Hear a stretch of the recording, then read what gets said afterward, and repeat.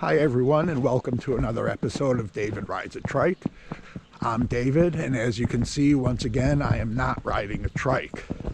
It's been snowing on and off the last few days, so once again, I can't get to the trail where I usually ride.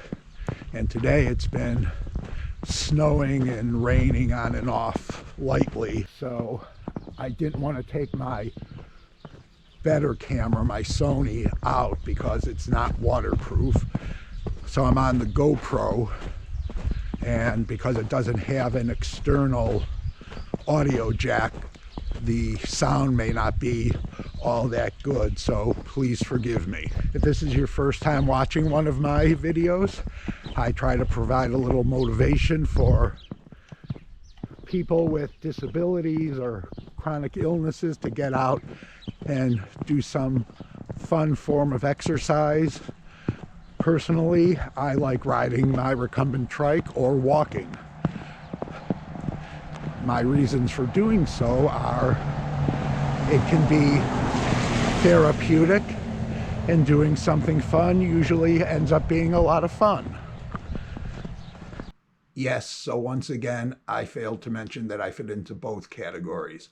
Having had type 1 diabetes, 3 organ transplants, stage 3 cancer, bunch of other stuff, legally blind,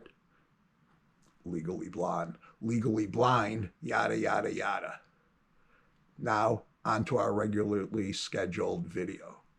Regularly scheduled. Why do I have trouble saying that? So the past few days, I've been in the hospital. I'm not going to get into what was going on because that's really not what this is about, but I will give a brief idea of what was happening down below in the description if you want to know. But this episode isn't about medical condition or dealing with a medical condition.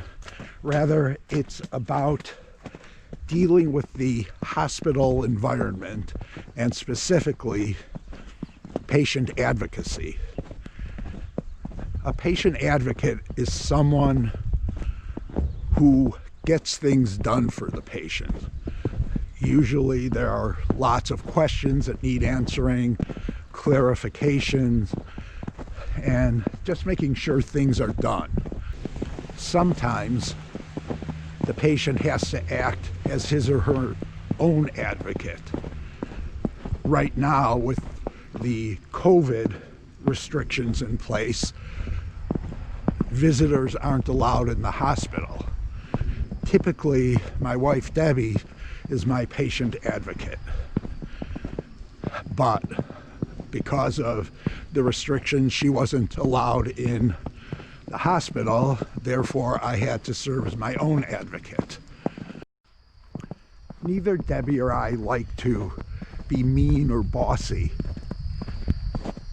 but being a patient advocate means you do have to be persistent in order to get things done and push them along.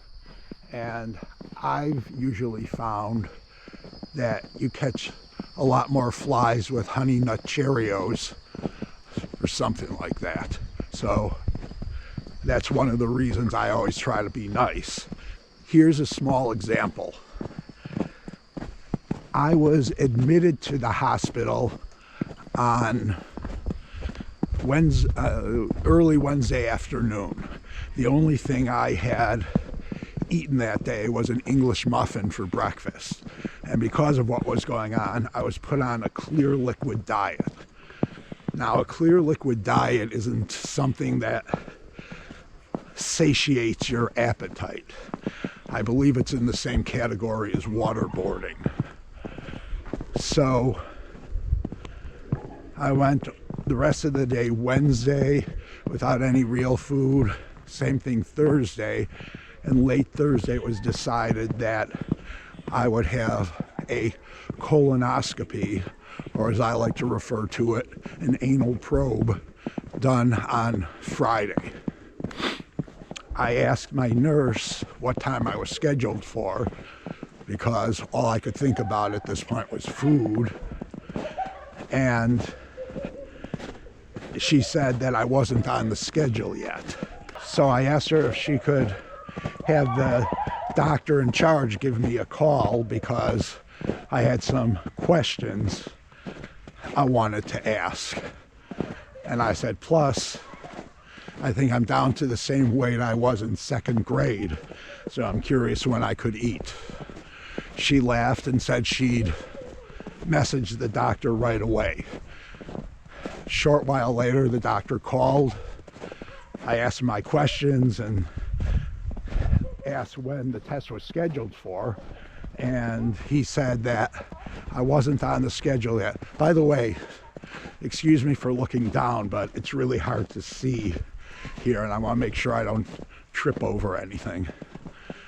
I asked when I was on the schedule, and he said they don't schedule the inpatient colonoscopies until the next morning because the morning is normally filled with outpatient tests who are already scheduled. He said, but I know you're probably starving, so I'll request that you're done first, which is around 1 o'clock. Now, 1 o'clock hospital time can mean anywhere between 1 and a week from Tuesday. But they came to get me the next day at about 1:30, which isn't bad for hospitals. They performed the test.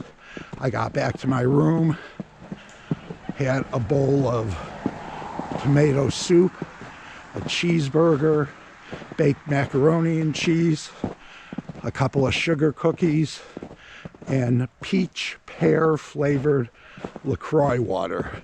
Yes, the hospital I was at served LaCroix water. So you see my point. If I hadn't intervened for myself, who knows when I would have gone. And yes, this is a very minor example, but there are times when it's really important that things get done, you get clarification or answers, and someone has to do that. Now, I know a lot of people don't like to have to push it. I don't either. You think, well, these people are all so busy, I don't want to get in their way, they have more important things to do, but you're the patient, and as the patient you have rights, and you certainly have rights to what is going on with your own care and what's going to happen. So you have to sometimes find a way to step up to get these things done. That is it for this episode of David Brides a Trike. I hope you enjoyed it. Please like, share, subscribe, all those things down below, and I'll see you on the next ride or walk. Bye-bye.